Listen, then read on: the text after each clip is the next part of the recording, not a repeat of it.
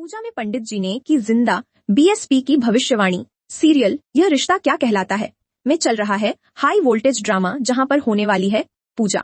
जहां पर पंडित जी जाकर इतने हंगामा के बीच में सबको बताते हैं कि आप सब लोगों को वक्त पर पूजा में पहुंचना है और तभी उनका संपन्न होगी। और सभी घर वाले यहाँ पर पहले से ही कृष और दिशा के मैटर को लेकर हंगामा कर रहे होते, एक दूसरे से लड़ाई कर रहे होते हैं।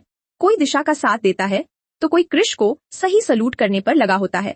वहीं पर देखना होता है अभीरा और अरमान दोनों का ही रिश्ता इन झगड़ों के बीच में फिर से फंस रहा होता है और एक बार फिर से वह एक दूसरे के खिलाफ खड़े नजर आते हैं। और अभी राय यहाँ पर अरमान का फिर से टेस्ट लेते हुए नजर आएगी कि इस बार क्या अरमान अभीरा पर बिलीव करेगा या नहीं। और इसलिए अभिराम मेरा के सामने शर्त रखती है कि अगर तुम हमारे साथ चलो तब देखते हैं कि स्पेशल पर तुम्हारे पापा क्या मुझ पर विश्वास करते हैं या नहीं। इसके बाद देखने मिलता है कि मायरा अभीरा और मुक्ति के साथ घर छोड़ने का फैसला कर लेती है और अरमान उसे उनके साथ जाने के लिए कह देता है कि ठीक है। फिर अभीरा ने जो फैसला लिया है वह सही होगा। मैं और यहाँ पर विद्यार्थी की तो अपनी बेटी की परेशानी कर रहा है तो क्या उसे रोकेगा? नहीं, ये क्या पागलपन है अरमान। जिसके बाद अरमान कहता है कि मुझे अभीरा पर विश्वास है और इतना विश्वास है और मैं उससे प्यार करता हूँ और प्यार में शक्ति को गुंजाइश नहीं होती, विश्वास होता है। और विद्या के कहने के बाद भी ज्योति अरमान अभीरा पैसे को से उठाते हुए कहता कि अभी रानी जो भी फैसला लिया है वह सही है और हम आएगा उसके साथ चले जाने के लिए कह देता है। और यहीं पर अबीर का जो शक था वह अब कहीं ना कहीं दूर हो जाता है कि अब अरमानों से इतना प्यार करने लगा है कि वह कभी भी उसे पर गिव अप नहीं करेगा और वह फिर से सच्चा प्यार करता है।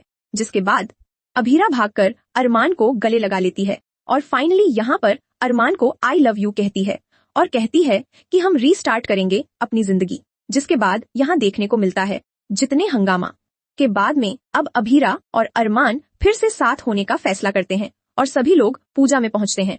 और दादी सा कहती कि तो शुभ काम में देरी कैसी, अभी पंडित जी के पास चलते और इन दोनों की शादी का मुहूर्त निकलवाते हैं।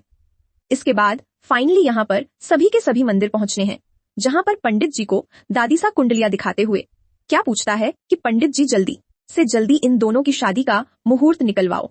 हम चाहते कि शादी बहुत ही प्यार और शानदार तरीके से हो और हम अपने पूरे परिवार को फिर से एक कर सके। इसके बाद कुंडली देख पंडित जी कहते हैं कि लेकिन उनकी शादी तो पहले भी हो चुकी है ना, और उनके तो 2 बच्चे भी हैं। इसके बाद दादी सा कहते हैं कि हाँ पंडित जी, इनके 2 बच्चे हैं, लेकिन इन दोनों का खुद की कोख से अभीरा एक भी बच्चा नहीं है। लेकिन पंडित जी कहते हैं नहीं नहीं, इनकी कुंडली में तो लिखा है कि उनकी पहली औलाद ही इनका सबसे बड़ा सहारा भी बनेगी।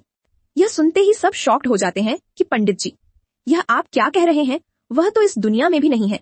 लेकिन पंडित जी कहते लेकिन इनकी कुंडली में तो लिखा है कि उनकी पहली औलाद में का नाम रोशन करेगी और उनका सहारा भी बनेगी और इस परिवार को जोड़े रखने में बिल्कुल आपकी बहू के जैसी भूमिका निभाएगी।